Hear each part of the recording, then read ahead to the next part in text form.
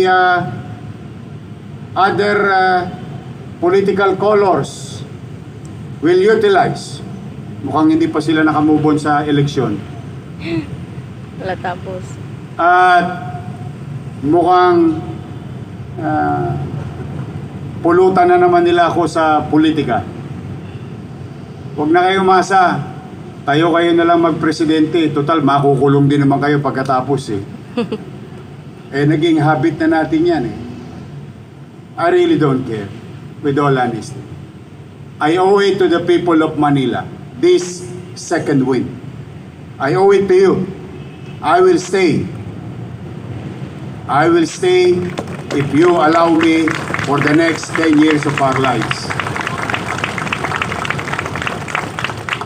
Huwag niyo na ako isama dyan sa mudslinging competition ninyo. Hayaan ko na kayong manalo.